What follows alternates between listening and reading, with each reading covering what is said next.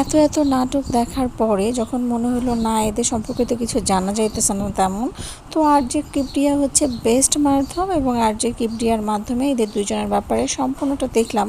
অনেক ধৈর্য সহকারে কি আর করবো, মামুনেরটা পুরোটা আমি শুনছি এবং লায়লার 3 ঘন্টা, ও মাই গড, সে কীভাবে যে কথা প্যাঁচায় প্যাঁচায় বলে, মানে একদম অধৈর্য হয়ে গেছে। কিন্তু তারপরে আমি শুনছি, কি করব, আমার তো কোনো কাজ নাই। তো আমি যতটুকু বুঝলাম এই মহিলার সমস্যা হচ্ছে, এই মহিলা হচ্ছে তার আগের 2 হাজব্যান্ডের কাছে সেরকম হ্যাপিলি সংসার করতে পারে না এবং তার 2টা বাচ্চা আছে, 2টাই অসুস্থ থাকে বেশিরভাগ সময়।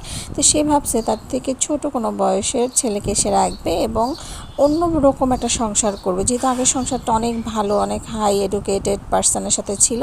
সেজন্য ভাবছে সে এবার এমন একজনকে বেছে নেবে যাকে টাকা দিবে এবং তার মনের মতো করে সে যা বলবে তাই সে করবে, এমন একজনকে সে চুজ করবে। এবং সে টার্গেট করছে হচ্ছে মামুনকে। তো মামুন তো একটু লোভী আছেই, লোভ করছে আর কি টাকা পয়সার, এবং সে লাইলাও হচ্ছে এই সুযোগটাই নিছে, সে টাকা ঝুলাইছে এবং অনেক কিছু গিফট দিছে। মামুন তো গলে গেছে, এই জন্য তারা হ্যাপিলি থাকা শুরু করলো। কিন্তু এক পর্যায়ে যখন টাকা দেওয়া বন্ধ করে দিচ্ছিল না এবং নানা ধরনের সমস্যা হচ্ছিল, মামুনকে সব কিছুতে বাধা দিচ্ছিল, তখন মামুন গিয়ে রিয়েক্ট করা শুরু করলো।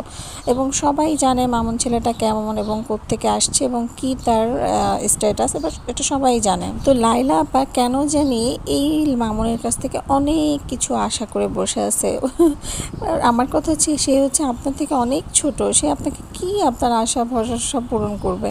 কিন্তু এই মহিলা তো মামলা উঠাবে না এবং মামুনের পিছু ছাড়বে না। এখন মামুন তো অধৈর্য, মামুন কোনোভাবেই লায়লার সাথে থাকবে না এবং লায়লা এনি হাউ মামুনের সাথে থাকবে। এবং কিবরিয়া ভাই বুঝায়ও পারে নাই, মানে লায়লা এত কথা ঘোরায়, ও মাই গড লায়লা।